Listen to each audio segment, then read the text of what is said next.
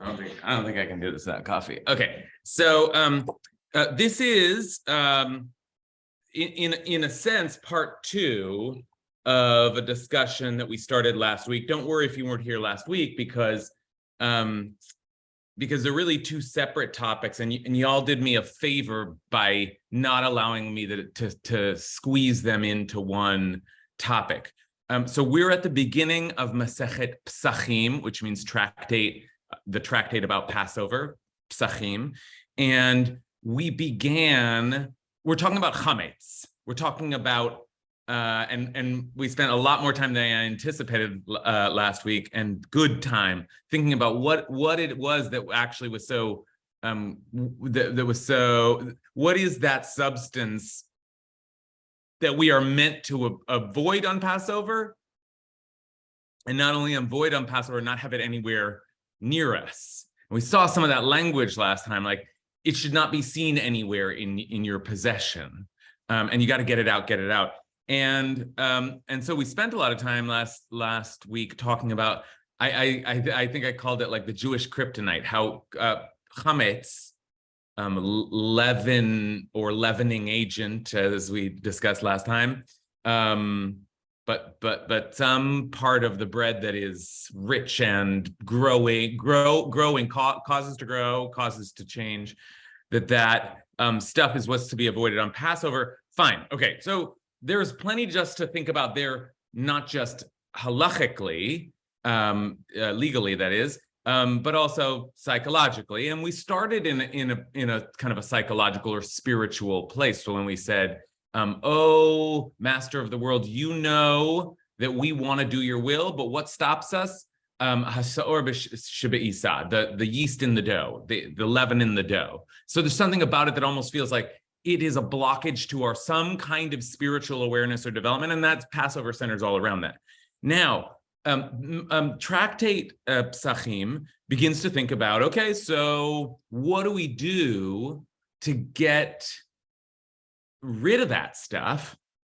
And the first thing, and there are two classic institutions to think about here. They both begin with B or bet, and one is Bedikat CHAMETZ, the checking of CHAMETZ, and the other one is Biur CHAMETZ. That's what we're going to talk about today. What is Biur CHAMETZ? But I'll translate it lightly at the moment as the removal of CHAMETZ. And I had them both kind of laid out last week, and there's no way we got to both. We hardly got to the first one, but we did see that the rabbis, instituted or designed this institution of checking for CHAMETZ.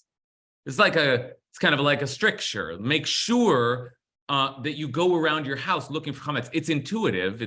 That's what you would have to do if you're going to remove CHAMETZ. But just to be cautious, just to be to safeguard the mitzvah of lo yira'eh lecha, that there should not appear before you. So it's not just that on Passover you shouldn't be eating doughy bread, but also that you shouldn't see it there. It should be nowhere in your consciousness.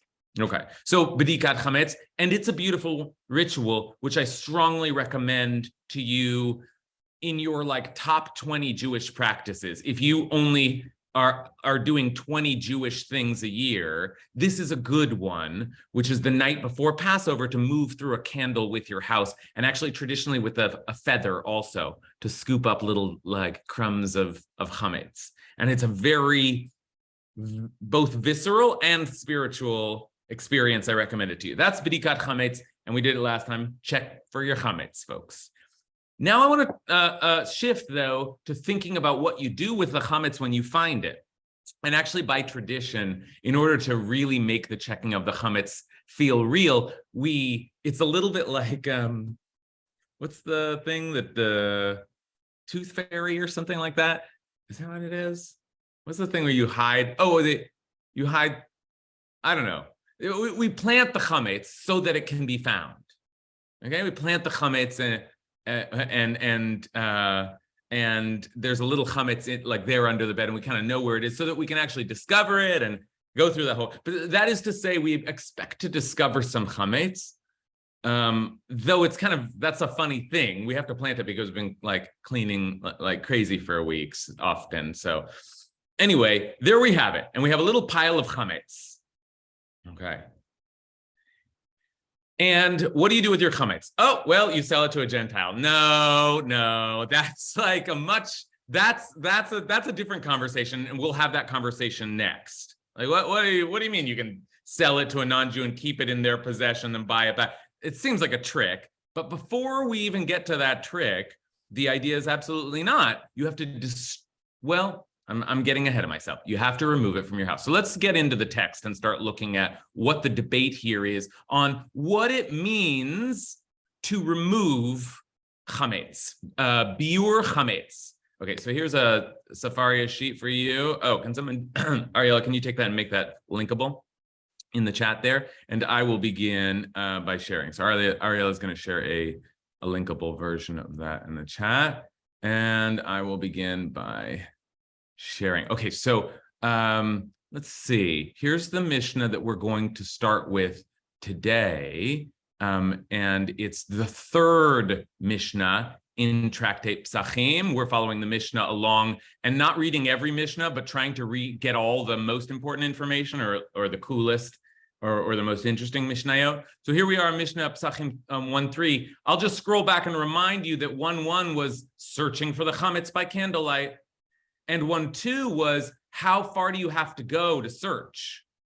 And you can't go everywhere because there'd be no end to the matter. That was sort of like that's a famous phrase that we saw last week. Okay, now we're on Mishnah Psachim 1:3, and here we go. You've checked the chametz, you found the chametz. One searches, Rabbi Yehuda reminds us, on the evening of the 14th. And on the 14th in the morning. You could keep searching if you feel like you didn't get it all, and at the time of the removal. And here's the word, b'shat biur, the time of the removal, which seems like the time of the removal seems to follow the morning of the 14th. Passover starts the evening of the 15th. Okay, like lots of Jewish holidays, it's right in the middle of the month. Okay, and for good reason. You ever wonder, why are Jewish holidays in the month? Because there's light out, and that's not just anthropological, it's narrative. They needed light to leave Egypt, right? Like so okay, so let's take a look here. At the time of the removal, you can search, but the rabbis say something else, which is that if you didn't search on the evening of the 14th, like Rabbi Yehuda said, do it on the evening of the 14th. Not just Rabbi Yehuda, that's the Mishnah. It's surprising that there are other options here, because that's the first thing we taught. You have to do it in the evening of the 14th. But he says you can do it all the way up to the time of the removal of chametz, at which point it has to be completely gone. And the rabbis say if one did not search on the evening of the 14th, one should search on the 14th during the day. If you didn't search on the 14th at all, you should search during the festival of Passover. And if one did not search during the festival, one should search after the festival. Now that's interesting. Okay, that is a sort of like it's sort of a slow entry to our conversation about removal and what removal is. In a way, I should start with a question: what does it mean to remove? But I'm not starting there. I want you to feel the debate first, because I think the debate tells you a little something about what it is that we're worried about back in the realm of Jewish kryptonite. So Rabbi Yehuda says, and he appears to be the stricter opinion. He says you search the evening of the 14th, the morning of the 14th, search all the way up to the time of the removal, and then you're done. No more searching. Okay? The rabbis say, no, you keep searching all the way through Passover. And actually, if after Passover you stumble upon a piece of chametz, you have to remove that. You keep searching, removing whatever chametz was there before Passover. Now, wait, that almost doesn't make sense, because Now it's not Passover anymore. But there we arrive at the concept of chametz she'avar alav Pesach. So even chametz, which has passed through Passover accidentally, right, in your possession, that's also forbidden to you. Okay, so again, I just want to speak out this debate because I want to see what's at stake in the debate between Rabbi Yehuda, who says you search until the beginning of Passover and then that's it. And then the rabbis who say, no, search all the way through Passover. Anytime you find a crumb, you get it out, even if it's after the holiday. Anybody feel a certain understanding of this debate emerging? Okay, if you don't. Okay, if you don't. This is not an obvious thing, but what do you think's at stake here? Between needing to get your searching done before the holiday versus searching and continuing to search forever. Okay. All right. A few brave souls. Let's start with Ariella, I want to say our Gabai this one, but our woman at the helm. Well, to me, it's a continual, ongoing, like it just doesn't stop when the holiday starts. It's a continual thing, like our continual relationship with God. It doesn't stop and start at different times. It's a continual thing. That's an interesting reading. In other words, like we should always be in the process of removing chametz from ourselves. It's just like, it's not just a ritual, it's like a whole thing. And doing it throughout Passover allows us to experience the like always being in the, so I think that there's something to that of extending the search as a kind of necessary and ongoing process, but I'm still searching. I'm still digging for why would you need to keep searching in on the one hand and be all done with searching on the other? What is different about their visions of chametz? Okay, Payam Imrani. I just have a question. How could something be chametz after Passover? Passover is the thing that renders something chametz or not. It's not an existing category. So I don't understand how the rabbis can even come up with that conclusion. Correct. That's the dilemma. That's the dilemma. It's not like chametz is forbidden after Passover, but I'm just like giving you a little extra information, which is that there is a concept of chametz she'avar alav Pesach. It's like this. It works like this. And here, as I answer the question, I, in some sense, begin to explain some of the debate here, which is to say, it seems that the rabbis believe that if a little muffin turns into kryptonite during, like at the sunset on Passover night, and it's kryptonite forever. It has now changed. You can eat muffins after Passover, but not that muffin, because Passover has transformed that muffin into a forbidden object. Okay. That's so as Payam like tries to understand what the rabbis could be thinking, that in a sense is the best answer that I can give, even though it's pretty weird. That's a weird concept.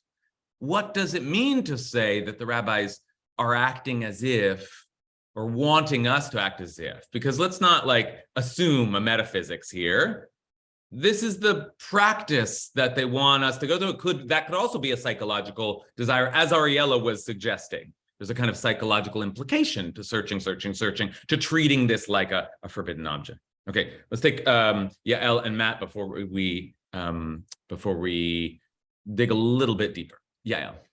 I was applying this to when we renew our behavior and we leave our old behaviors and our old missing the mark behind, and we move on to new behavior, we need to constantly check, because the old crumbs move to the surface and we backslide, and that is the process of being human. And so we need to take this into account, and we need to always be alert. I know so many times, especially at the end of Yom Kippur, we at Rosh Hashanah, we throw our sins away, and Yom Kippur salachti ki dvarecha, you're forgiven, you're renewed now. You're renewed, but yes, you have a netiyah, you have a tendency to have this old behavior still, the urge for that keeps lingering, and you always have to keep an eye on it. And then when you see it coming to the fore, then you consciously make a decision to leave it behind again and again. Okay. All right. Good. Matt? My hand has gone up and down and up and down on this because I'm unsure. I think it is a metaphysical thing that once it's bad, it's bad. You'd have to go through a purification ritual to make it not chametz. Because once it's bad, that's what it is. It remains that way. And since they didn't have a purification ritual, we don't have something that can make chametz not chametz. It has to remain chametz. That's what it is. That's its being. So I don't think it's any of these psychological things. I don't think it's, this is a way to make sure that you aren't cheating by sneaking something or something. I think this is how they see the world. When it goes bad, you have to ritualize it to make it good, and we don't have that ritual. Okay, good. So we're now in a little bit of a conversation around whether this, we've heard sort of psychological explanations of what's the psych, and we started with that. I think that's legitimate. We started with psychology. There's something about bread that blocks us from wanting to do God's will, although that could also be physiological, right? We get tired, we get fat, we get, soft, there's that too. But the idea of chametz now is a symbol for our indulgence that we keep at bay, and there's a kind of mental training. And that's one path to take. And then the other is to think, like Matt is, that no, this is like a new reality and it becomes a toxic agent. And that, I must say, Matt's saying that's really what they thought. That's the way they were. But I must say that's the way we are. I mean, that's the way we often interact with chametz, is that it's like a toxic agent. I feel that way when I'm cleaning my house. And I don't know, I don't know how to settle this debate yet, but I want to offer the possibility that actually we need both of those paradigms, that there's something about feeling the chametz as a toxic agent that is part of the psychology of whatever mental training that we're doing. Okay, let's push forward now and see. That's now we've got like sort of some sense of what might be at stake. And are we worried about the toxic agent, or are we trying to put ourselves in a state of mind? These paradigms will both be helpful. Let's move forward and take a look at how it works. Here is just further instruction here, right? Because you have to remove it at a certain time, said Rabbi Yehuda, and Rabbi Gamliel is going to explain that you can eat chametz through the 4th hour of the day. 12, imagine 12 hours in daylight. So the 4th hour of daylight you can eat. So you could have nice chametz breakfast. And the priests get an extra hour because they're working hard. So they tithe chametz. Chametz that's been given to the priest is eaten through the 5th hour, and everything is burned at the beginning of the 6th hour. Everything's burned. Now, okay, I was just explaining the way the day goes, but if you're paying attention, you saw I just gave a huge answer to a question that I had sort of gently posed at the outset, which is, what does it mean to remove chametz? What is this biur? What do you do to remove chametz from your presence, property, being? And the answer that we just saw here is what? You burn it. You burn it. Okay? You burn chametz. Okay. That's one position, essentially. And that is the common practice. Biur chametz is generally now thought of as burning chametz. Okay. Now let's just think for a minute. I'm not going to ask you, but I'm going to ask you to think for a minute, and then we'll soon put it in dialogue with another possibility. Let's think for a minute. Why would you want? What does it tell us that we need to burn the chametz? Why would you want to burn the chametz? Why do you need to annihilate the chametz? Right? Like, it's not supposed to. There are other ways to interpret the message of the verses. Lo yira'eh lecha. It shouldn't appear before you. Put it in the shed, or give it to, your non-Jewish friends, right? Not as a trick so that you can buy it back later, but just give it away, right? Give it to the poor, for God's sake, give it to the poor.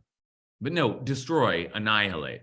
Okay, all right. So that's like a first look at one position in the debate around what to do with this chametz, which is now gonna grow and shift a little bit. Okay, so let's take a look here. Now we're gonna see Rabbi Yehuda and the rabbis debating again, and now we'll try to make more sense of who thinks what. All right, so let's say here's another debate between Rabbi Yehuda and the rabbis. We just saw them debating. Rabbi Yehuda is the guy who thinks that you have to do everything by the time of the removal. The rabbis say you keep doing it all the way through the holiday. Here's another debate that they have. Rabbi Yehuda says the removal of chametz can only be done by burning. Well, yeah. Again, it's a little funny the way the Mishnah works. I hope you're paying attention that even though this reads like a code, it actually, later parts of the code are debating earlier parts of the code. So this is an aside, but we already said everything's being burned at the beginning of 6th hour, and now actually we find that that's just not clear that everybody agrees on that. Just like we saw before that there was some debate over does it have to be done in the evening, even though we had been told that it should be done in the evening in the beginning. So either we're seeing lots of different opinions, or we're seeing lichatchila, ideal, and then b'diavad, other possibilities. Okay. All right. That was an aside. But let's take a look now. Rabbi Yehuda says the removal of chametz can only be done by burning. I'm going to turn this into a italic so we can keep our eyes on that word. And here, speaking of keeping our eyes on, here's the phrase biur chametz. Biur chametz can only be done by burning. And the rabbis say one may even crumble it and throw it into the wind or cast it into the sea. Okay. That's interesting. So now, what's the difference here? The rabbis, it may not be that significant. I mean, just different ways of disposing of the chametz. Does anyone see anything in the rabbis? We said you're supposed to burn it. Rabbi Yehuda says, yes, indeed, burn it. Rabbi Yehuda hopes you will burn it by the time of removal. Get everything completely burnt. But the rabbis say you could like throw it into the water, you can crumble it. I don't know. What do you think? What's different about being able to toss it into the wind? Yeah, Gary. Well, you can't help but see Tashlich in that. Yeah, right. And Tashlich is interesting, right? We go, that's a really nice connection, Gary. I hadn't thought of that. Tashlich is interesting because we go and we throw bread into the water, like imagining that the waters will take it away into oblivion on the one hand, but also like knowing that like the fish will feed on it and it will like the water, it actually, oblivion here means not that it actually vanishes, but that it becomes sort of part of everything. Not that it vanishes, but it becomes part of everything. Now, I know that it's a little unscientific to say, oh, but with flame, it completely vanishes. No, like matter is always conserved and there's like ashes left and there's, whatever it is, carbon that gets burnt out, released into the air. I'm, the furthest thing from a scientist, but I have some basic sense that it's not fair to say the chametz is actually removed from existence with burning, whereas if it's diffused into water, it continues to exist. But you know why I feel that way, right? You know what I'm saying? Like, is non-scientifically speaking, there's something about fire that seems to consume, whereas there's something about water that seems to distribute. Okay. Let's keep seeing what we see in here. Leah, Matsui. I think there's a thing about process here. First, we take the candle and we illuminate it. We don't smash it with a rolled up piece of newspaper. We brush it with a feather and concentrate it. And then we return it to Hashem in the process of creation. We give it to fire, just as so many things were turned into smoke for Hashem, in the temple, in the sacrifice, or give it to the wind, which he created, or he or she or it created, or return it to the waters, which also we're told were created. So I think we're simply returning something so that it can be, dare I say, recycled. We're returning it to the reclamation center. Mm-hmm. Yeah, good. So that's different than kryptonite. That's different than something that needs to be purged from existence. And that idea that somehow it goes, back into the ground, into the water, into the system. It returns to everything. That's an interesting way to think about chametz. I was just talking to Leah about Leah's a calligrapher, right? About art, the calligraphic arts, right? So like thinking about all the materials of natural materials. I was thinking of that, Leah, when you were talking, and the ways in which like the very elements themselves are involved in the ritual in order to suggest like the feather and the flame and all of these things, natural elements. Maybe in a sense, the fire and the water are not that different. It's all like back to into the stuff of the world. Though again, I'm also holding on to the possibility that maybe fire is a little more extreme. It's a little more like wipes it out completely. Okay, good. Let's take one more thought before we move a little bit further forward. Marilyn? Well, and the same kind of thing. I mean, the first thing I thought of was like the elements. I mean, lots of cultures have fire, air, water, and this encompasses like on with all of those things. Like it does return in that way, but it's such a universal concept that it's not, that it kind of joins with everything else. I don't know. It's just those categories keep appearing in so many cultures. Mm-hmm. It kind of feels like it's the fact that it can go into the air, it can go into the sea, or it gets burnt. Is very elemental. I mean, it is scientific in that way, but like Chinese medicine works that way. There's lots of, it's a very cultural kind of thing. So it's kind of the same thing in that way. Yeah. Think about, as you speak of different cultures and their various ritual practices, think about the way that we are removed from the world, or the various ways in which cultures like remove their dead. And in Jewish culture, there's a very, very strong tradition to go into the earth, which is one way of like being absorbed back into stuff. And we're very resistant to incineration, cremation, fire. But many cultures see that as the most natural and it is a natural element. I mean, I'm mired in my tradition, but I certainly can understand how that would be another way that you would imagine that a body is now part of air.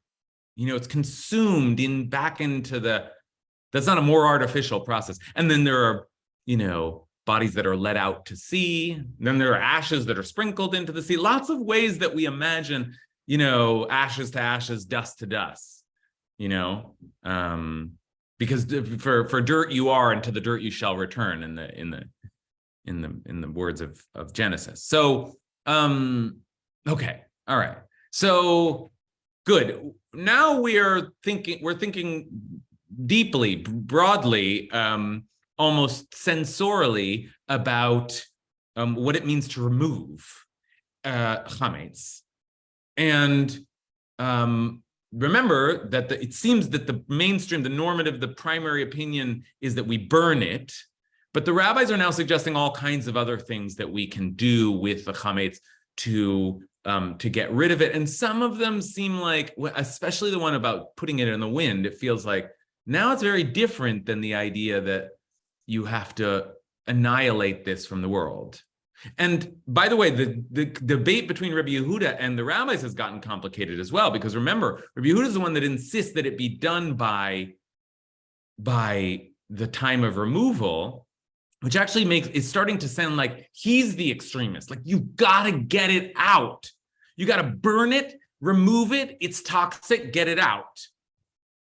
Whereas the rabbis seem to be the ones that are saying like, you remove it in all kinds of ways. And if you find it again, you remove it more and keep, imagine like you find something during Passover and you open the window and throw it out the window into the wind. Whee! You know what I mean? Like that doesn't feel as anxious as I am used to feeling, but okay. There's one other big possibility here. There's one other big since we have a break and I see a hand up, Payam, what's on your mind? I think it's a debate about Jewish concept of sin. On one hand, there's the concept that sin is perpetual, and that's like why we have redemption. It never ends. So the rabbis are like, well, sin never ends. So when you throw it into the wind, it's part of that cycle. But there's another concept of sin that can sin actually end. That's what burning it is, trying to give it an endpoint. And when we look at go into the Middle Ages, it really does become Jewish thought, and sin becomes it's just perpetual, and we're only trying to make ourselves better. Okay, beautifully named, and this connects to Gary's referencing of the tashlich ceremony. What do I cast into the water? I cast bread / my sins.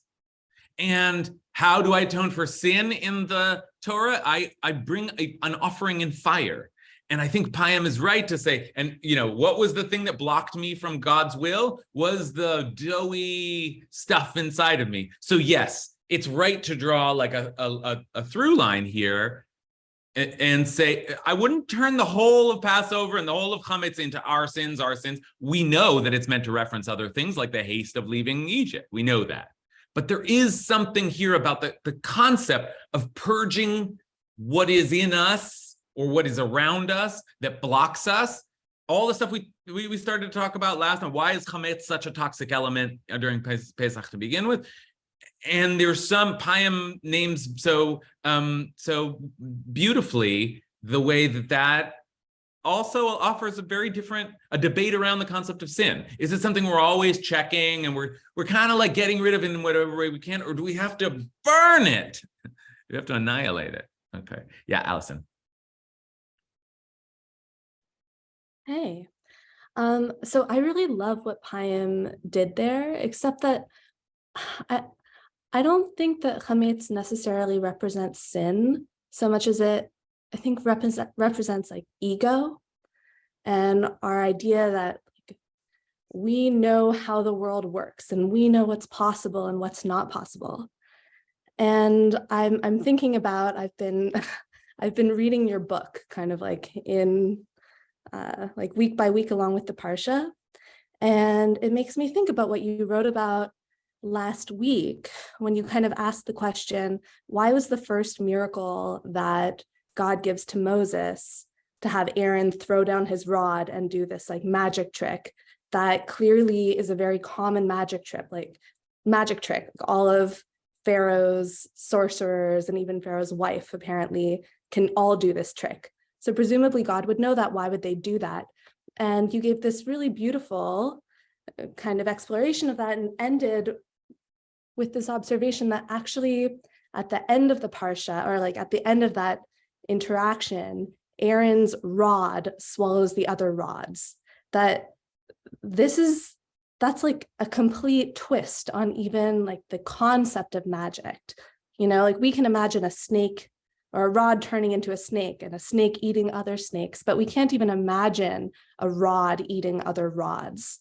Like we don't really even know what miracles necessarily look like.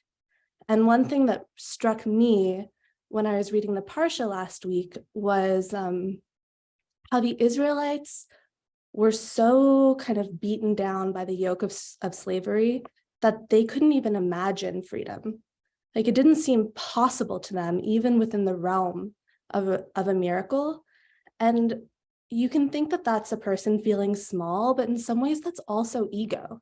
Like that's also the ego of thinking like, oh, I know what truth is. I know what's possible and what's not possible. And like, I'm gonna write those possibilities off as not even possible. In some ways, like I see that as connected to ego. I think that our egos hold us back potentially from envisioning like what freedom can even look like, and that's part of CHAMETZ. Okay, so this is interesting. You're saying a couple of things here which are very valuable and allow us to kind of like to start to ask very pointed questions about what we're doing here with Bir Chametz. First of all, you're like Payam wondering about how much of this continues to be a metaphor for something that we're doing inside of ourselves, getting rid of something inside of ourselves, the ego, right? And I think that that identification makes sense to me. It's like something about the indulgent nature of dough, the richest of things, that speaks to the indulgence within us, or the self-satisfied, the over, grabbing and tearing and eating and chewing kind of part of us. Okay, but you also wondered and did so in referencing my book, which I very much appreciate, and everybody should be reading my book weekly, and so that's how you. I agree with that. That's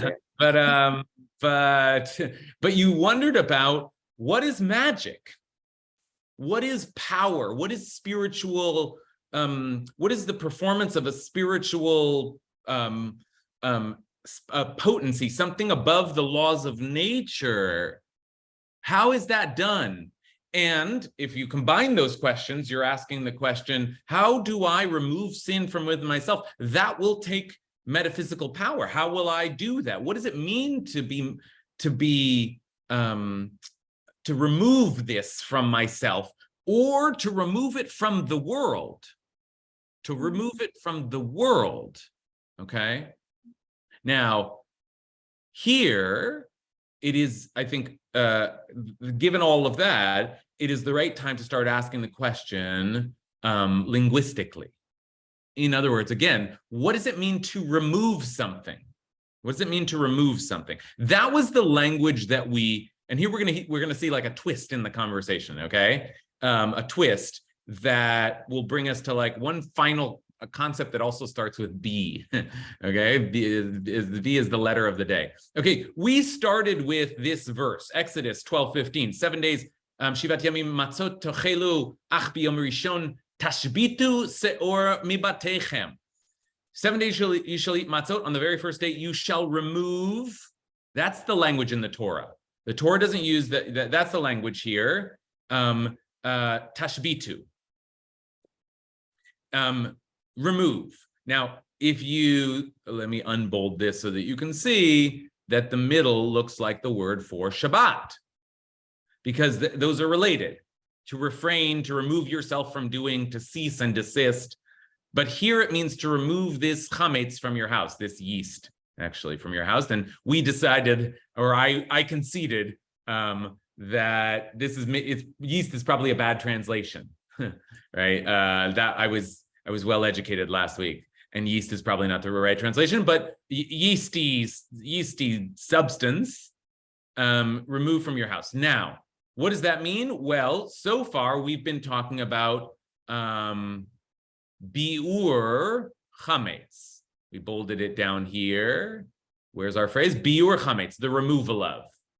Now, what does it mean to remove? Okay, and we said, well, burning. And that's one approach, burning. And then we have a little bit of a softer approach, which is crumbling or drowning, right? But here is a more extreme divergence. And to get the first kind of taste of it, we're going to go and look at Onkelos. Now, who is Onkelos? Onkelos Hager, they called him. Onkelos, the convert, the great convert, the convert who became sort of like one of the great scholars in ancient Israel, because Onkelos converted and therefore had a much better feel for Aramaic than native Hebrews. And so his translation of the Torah is considered like the best. His translation into Aramaic of the Torah. It's called the Targum. The Targum. Translation is called Targum. When you just refer to the Targum, you're referring to Onkelos Hager. And so his translation is fairly authoritative, and that's a good first place to go to get a sense of what removal means, and look at the way Onkelos translates it.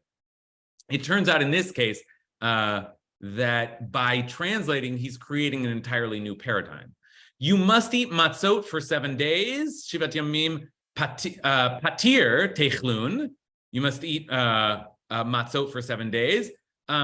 But before the first day, Bram, Bayoma Kadma, you must remove, that's what we're translating, but he translated it into Tevatlun, Chamira. Tevatlun. And once again, I'm going to take away the prefixes and suffixes so you can just see in bold the root. And this root is a root that bitul, that I talked about on Yom Kippur, actually. Bitul. This is a big word in Jewish tradition in all kinds of ways. But here, the idea is that to remove something is to be mevatel it. Now, what does it mean to be mevatel something? This is an important concept that we see pop up again and again and again in Jewish law and even theology, and that's the way I talked about it in Yom Kippur. I'll reference that a little bit, but let's flesh out a little bit more. What is bitul? Bitul means nullification. Nullification. In fact, I remember when I was like, I spoke in Yom Kippur. It's like it's my last year, as a rabbi at Ikar, and I got the Kol Nidre slot, and it's like, oh, that's a big deal, and it's like, what am I going to talk about? It's like very stressful, and people asking me, so did you decide what you're going to talk about for Kol Nidre? It's like big opportunity. And at a certain point I landed on it and I said, yeah, I decided I'm going to talk about nullification. And it's like awkward silence, like, what? what do you mean you're going to talk about nullification? I'll explain a little more how I got there later, but let's define this, and that's the best word, nullification. So one place where you find that something is nullified, bitul, or batel in this case, is in the realm of keeping kosher, kashrut, where if a drop of milk falls into a meat stew, or a little piece of meat falls into a dairy stew, right? You can't combine those things, but if there is a 60-to-1 relationship, batel b'shishim, they call it, it's nullified in the 60, okay? So if you got a 60 cups in a pot of meat stew, and one whole cup of milk falls into it, that would still be okay, because 60-to-1. But 1 cup and a drop, that wouldn't work, right? Because that's what it takes for something to achieve the status of being nullified, which means absorbed into the whole. Now, I say that, it means that. That's a particular definition of nullified. What does it mean to nullify something? That's actually much more of a conceptual, almost philosophical question. What does it take for something to become null and void? And the reason that's such an interesting translation, the reason it's such an interesting move here is because, well, one way that something could become null is to be burned. It's now doesn't exist. But nullification doesn't exactly mean annihilation. It's a little different. It means made as if it does not exist. Okay, that's different. And so it opens up the possibility for us to think about nullification as something that is a matter of perception, of intention, of consciousness. Okay?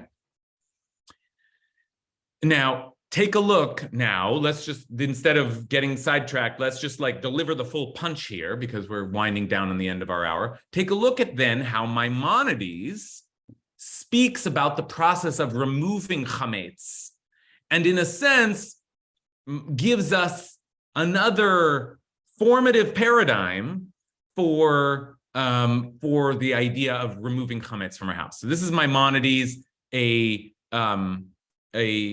medieval, not just but one of the greatest of the medieval sages. Here's Maimonides on his laws of leavened and unleavened bread, chametz umatzah. What is mahi hashbata zo hamura b'Torah? What is the removal to which the Torah refers? That's the exact question we were asking. Great, thanks. What's the answer, Maimonides? He sheyivatel hechametz belibo. It is to nullify chametz within one's heart. V'yachashov oto ka'afar, and to consider it as dust. V'yasim belivo, and to resolve within one's heart. Here's a typo. Sorry. That one possesses no chametz at all. What a concept. What a concept. Yachashovoto ka'afar, you consider it, think it like it's dust, like it's dirt, and you place it upon your heart that you don't own any chametz. Right? And so he even says, but what if you do own chametz? And he says, shekol chametz shibiru. Therefore, all the chametz that is in your house, harehu ka'afar, it's like dust, ukadaver she'ein bo tzorech klal, and it is like a thing which has no purpose, no value at all. Okay. Boom, like that's a massive new institution. And Maimonides is telling us something very, very different, which is that removal, the essence of removal, think about this now from the whole process of searching out chametz, removing it, the essence of it. Now, he's not, well, hold on. Let me just finish my sentence. The essence of it is that you just say,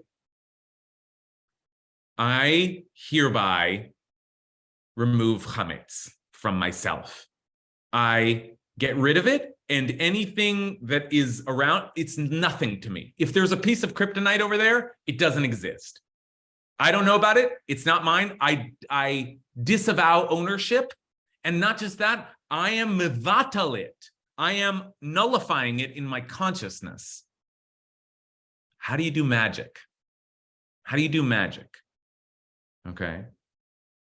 What is Maimonides saying here is that the process of nullification is something that happens in your heart, in your mind, in your consciousness. Okay. Now, Maimonides still burns chametz. Maimonides still thinks you have to actually remove it. It's not like, oh, now I can just keep the bread in my house. You know, Maimonides never suggests you actually don't even have to do the removal. But the essence of it, the real removal, he says, that to get down to the bottom of it, happens in your mind. And there, in Maimonides' language. So let me just, I'll just sketch out now the two very extreme possibilities that we have and the ways they get preserved in the tradition. Then we have a few minutes to process this.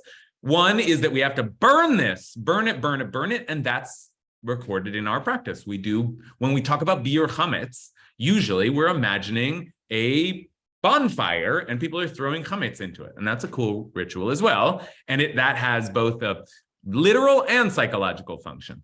But Maimonides says that you nullify it as a matter of intention and consciousness. And that gets recorded in after we burn it, I should have put this on the source sheet, but whatever, basically the language of Maimonides, after we burn it, we speak out in Aramaic a declaration that whatever remains is mivutal, is nullified, and it is ka'afar ba'alma, just like dust, okay? And we make that declaration. So we actually end up doing both, but now we really have something to consider here, that there's one position that the primary act of removal is destruction, and the other position is that the primary and essential act of removal is something that you do in here, okay? So let's now return to the folks who've been thinking about this for a while. Let's start with Jen. This might be too conceptual, like so far away from the material, but like if I'm looking for a metaphor for CHAMETZ and I'm looking back and grounding it in the story that it comes from, what it represents is time. It takes too much time. That's why in the story, it was not, it was not cooked. It took too much time. So if I'm thinking about it, like we are always living on these two time tracks, like one is our day-to-day life, and then the other is the time of the Torah, the story that we're living every year. And what we do in Passover is try to get up to that like metaphorical or story time and keep our consciousness up there instead of down in our day-to-day time. So one of the metaphors to me is like transitioning from one time consciousness to another time consciousness. Wow. Okay.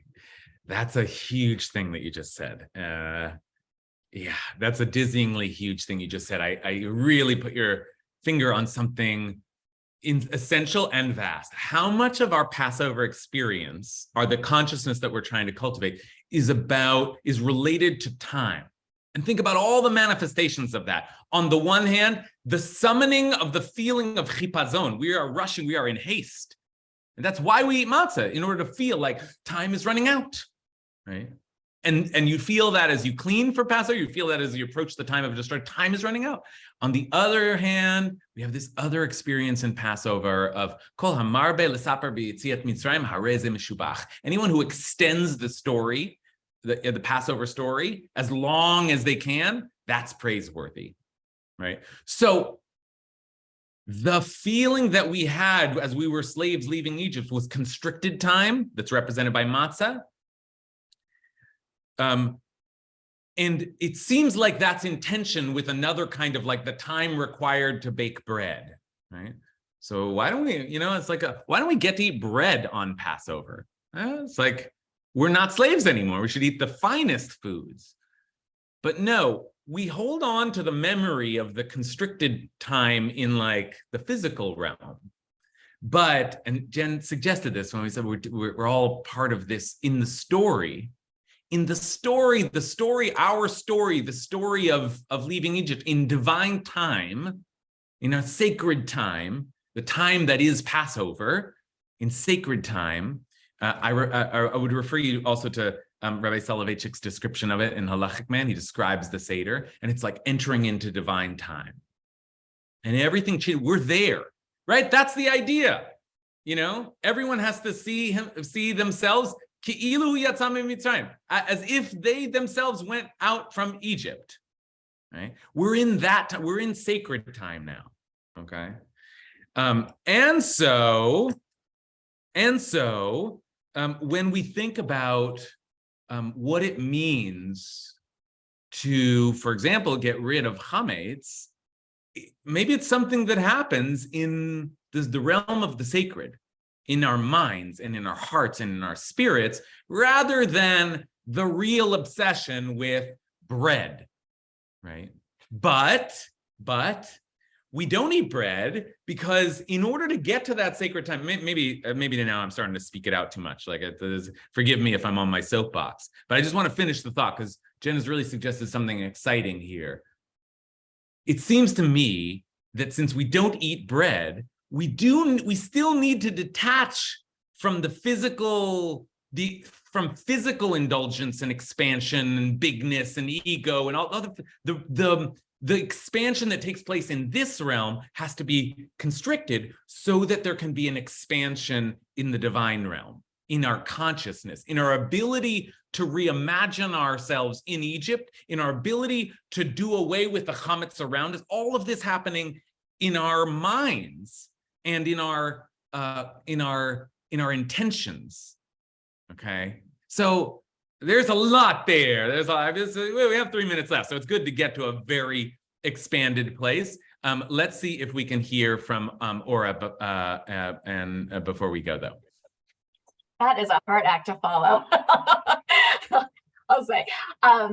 So there's a part of this that seems very it's like very accessible, right? To go into this idea of chametz. Like, you've got wind, use wind. You've got water, use water. Fire, use fire. And so, in the idea of like going into it and finding your way in to maybe, as Jen and you're suggesting, to find the place in time in which you can access it, whether it's through here or through this sort of sacred level of time. You have all these different entry points that are available to you. And I was very struck as we've been going through this whole conversation about the parallels between all these different ways of talking about chametz and then the four sons in the Seder, because each of the four sons really has this way of there's one that's very diffuse, right, in the wind. There's one that's very pointed and sort of flammable, in there. And in each way of, and then there's the nullification. There's that son who says, it's not for me, it's nothing, it doesn't exist, right? And so I think that the access point, you might be using this physical way of doing the chametz to do this access into these different places that can take you into that sacred time that way. Great. I'm so not a tough act to follow. You gave us exactly what we needed to close, because it was like a wild place that we were in, but we probably shouldn't just leave off in the everything of divine time, right? Like a little too abstract. And Ora's comments in some ways ground our conversation as we come to a close by reminding us that what we're seeing here is a debate, straightforward debate about what it takes to remove chametz from our houses. And one position is you really have to remove it, and that has implication. Maybe it has implications that chametz is kryptonite. Maybe it has implications for how we relate to the chametz in the real world and the chametz in ourselves. But there are other positions we see where we can be a little more gentle or a little more forgiving or of the physical annihilation. And then eventually we see a position that says, yeah, because ultimately the real annihilation, the real nullification takes place inside of us, and not just inside of us. In us is the possibility to render null and void something outside of us, to say, I'm no longer interested in the constriction, the Egypt, the oppressive forces, the overindulgent forces, all of the destructive forces in my life. I render them null and void. They will continue to exist always. Always. That ego, that temptation, that dough, that power, that money, that sex, whatever, will always be calling to me, but I render it null and void, right? Okay, all of that is taking place, and that reminds us that it's also true, and I really heard this in Ora's comments, that there are lots of experiences of Passover, and they're meant to be, and we see that in the four children. But also, like it says something about Jewish ritual, is that there's always a very physical experience. It's like happening in the world, but of course, there's also like an experience of consciousness, right? And we're always somehow, this tradition, this Torah, these rabbis believe that we need both to bring this into our bodies and into our lives and into the physical objects around us, and also to cultivate something in our hearts and in our minds, in our consciousness. That's essential. That's an essential point. And we learn it in Passover, and then we can see it in so many other places. We're sticking with Passover for a while because Passover is that kind of topic that, like,